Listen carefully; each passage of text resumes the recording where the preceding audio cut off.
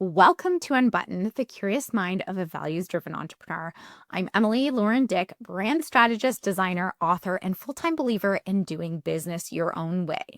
In my last video, I shared about how following my intuition led to a shift in my business. That tiny nudge led me to hire a business coach whose energy felt exactly right for me, equal parts kind, curious, and not afraid to give me the loving kick I needed. And working with them led me towards my business name change and doing some messaging realignment. These decisions didn't come from logic. They came from a quiet knowing. Thanks, intuition. But here's the thing. It's not always easy to hear your intuition when you've been trained not to trust it. Patriarchy and capitalism have spent a long time trying to separate us from our inner knowing.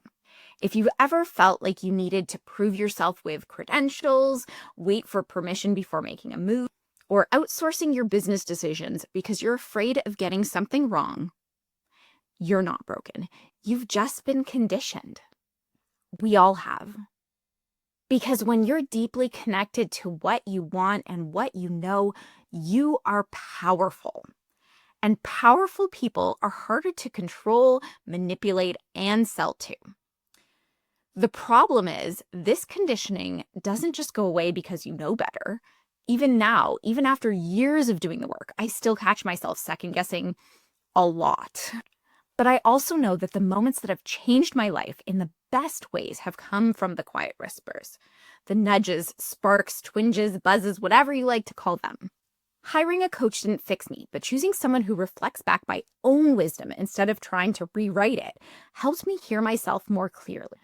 That's the kind of help that matters, because no one else can tell you what you need. You don't need a secret formula. You need to trust yourself. For a long time, I thought I had to talk about color psychology and technical design bullshit instead of standing true in my intuitive branding process. I'd like to get to know you and get a feel for who you are and then create a brand around you.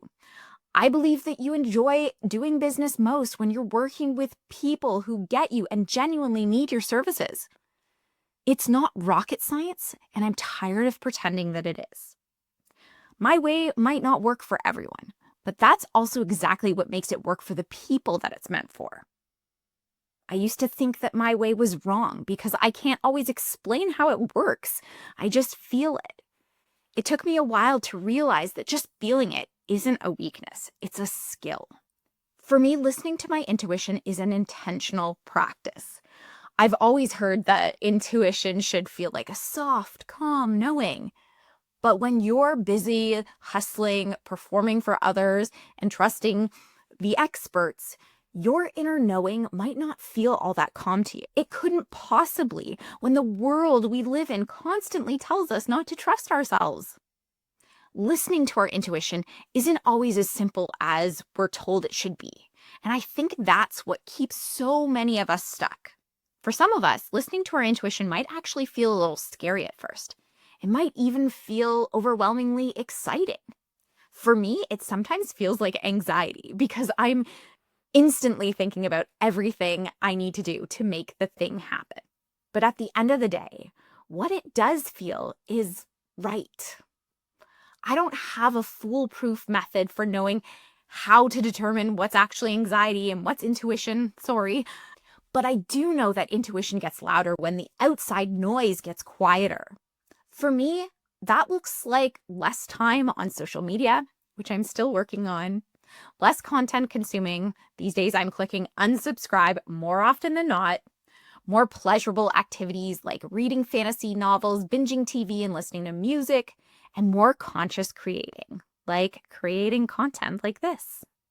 It's about taking time to exist for yourself.